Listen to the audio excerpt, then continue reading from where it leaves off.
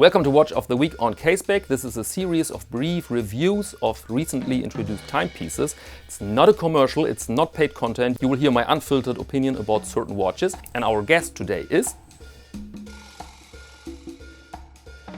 Longines introduced this watch about 6 months ago, and back then it didn't catch my attention for reasons I don't know, because I simply love the combination of Longines and heritage, because this manufacturer brought marvelous pieces to life under that label, or with those ingredients, with a foundation in history and tradition, with great production quality and a really good sense for design, for sheer beauty.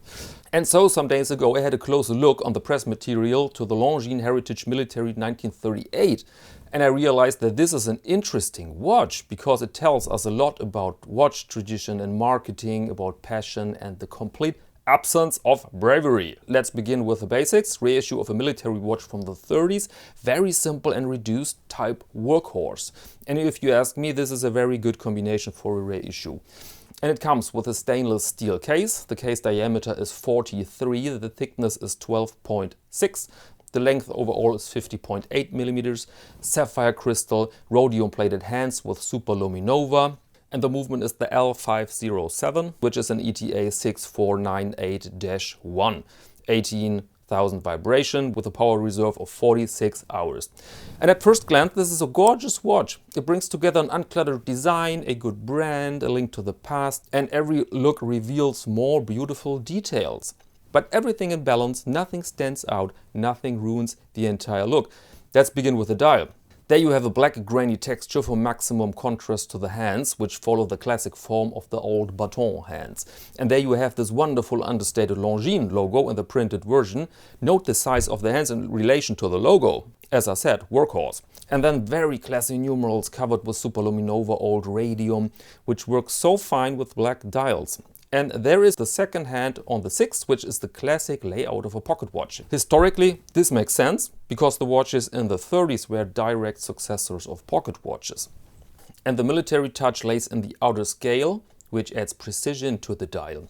And this comes in a pleasant case, with a high polished bezel and an interesting crown. Not modern, but also not the vast onion crown on old Flieger watches. And Longines calls this sea urchin, by the way, sea urchin. And the movement really is a workhorse, proven its quality over decades. Very simple, easy to repair, reliable and slow, 18,000 beats only. And you may ask now if slow is good or bad, and in my humble opinion it's both. If you see older movements, even for Jaeger-LeCoultre or other very famous brands, they are slow, they were slow back then.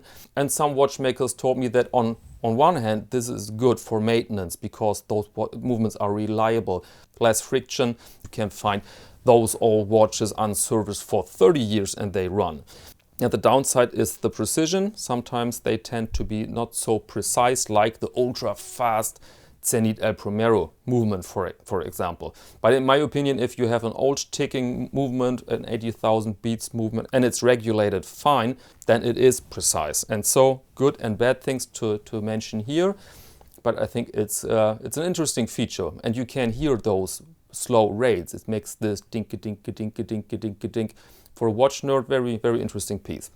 And so, overall, a wonderful combination. But now allow me 3 questions. Why does it come on this ugly grey suede strap, which looks like straight from a Hodinkee-like hipster boutique in a hip neighborhood, with no clue about watch design and leather quality? And why are the sides brushed but the bezel is high polished? I mean, it makes absolutely no sense if you see the predecessor of the watch, the era and the overall concept. And why do they release a nice product video about this watch and the music is some lounge bullshit between cheesy piano and doobie voice? You'll see the product video at the end of this video, and please tell me if you agree here or not. And finally, why is the case diameter 43 millimeters? I mean, my God, who made this decision and why?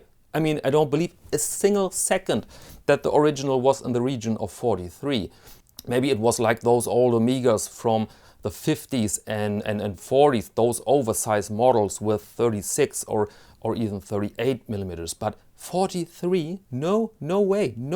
And I think I know exactly who did this, who is responsible for suede strap, lounge music and the size, marketing. I can really see it, that some capable people have written the concept to this watch, and then the salesperson comes in and says, it gotta be big, it gotta come with your dinky style suede strap, and the score has to be like modern radio. And this, ladies and gentlemen, really is a good example how one could turn something superior in something average. I mean, this is still an attractive watch, but it could have been a marvelous piece. I mean, look how Stover has executed this design and this era. Same ingredients, but with some sense for proportions and appropriateness. And so that's all about the Longines Heritage Military 1938. See you next Monday here to Watch of the Week on Caseback.